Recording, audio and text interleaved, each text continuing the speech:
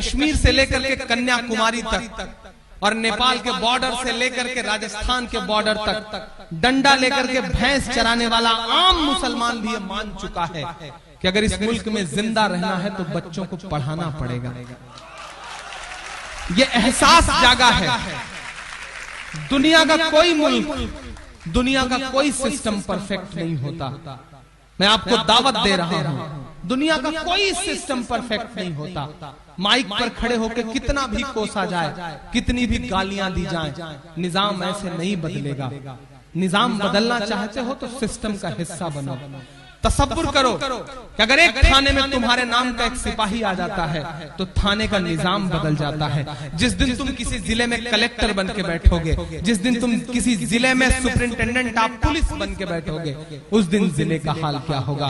अगर इस मुल्क को सुधारना चाहते हो, अपना हक लेना चाहते हो तो ब्यूरोक्रेसी पे कब्जा करो, इसके अलावा कोई चारा नहीं है। इंजीनियरिंग पढ़ा लोगे बच्चों को, डॉक्टरेट पढ़ा लोगे बच्चों को, अपने बच्चों को बहुत बड़ा बिजनेसमैन बना दोगे, अरबपति बन जाओगे, तुम्हारा फायदा होगा, खुद का फायदा होगा। लेकिन अगर नस्लों का फायदा करना चाहते हो तो सिर्फ ब्यूरोक्रेसी पे कब्जा करो, पावर अपने हाथ में लो।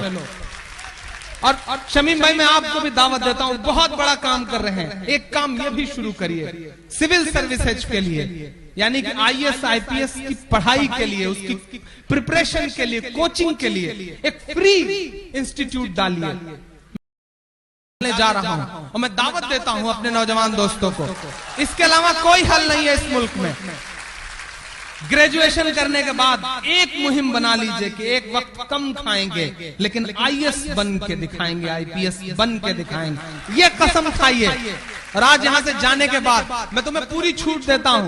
मैं मानता हूं कि हमारी नई नस्लें थोड़ी सी बदमाश हैं, हमारी नई नस्लें थोड़ा सा हीरोगिरी में ज्यादा रहती हैं, शाहरुख आमिर की फैन ज्यादा है, इस बात पर हमारे बड़े बुजुर्ग चिढ़ते भी हैं।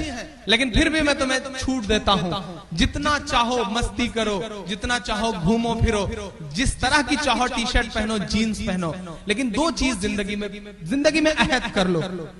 कुछ भी करो लेकिन अजान हो तो मस्जिद का रुख कर लो, जाओ नमाज पढ़ो, उसके बाद जो करना है करो, क्योंकि नमाज हर चीज से रोकती है, हर बुराई से रोकती है। एक दिन खत्म हो जाएंगी। और दूसरी एक बात अपने दिल के अंदर बैठा लो कि नहीं, बहुत हो चुका, बहुत झेल चुके हमारे बड़े बुजुर्ग, बहुत झेल चुके हमारे पुरखे। अब इंशाल्लाह हम पढ़ेंगे, हम सिस्टम का हिस्सा बनेंगे।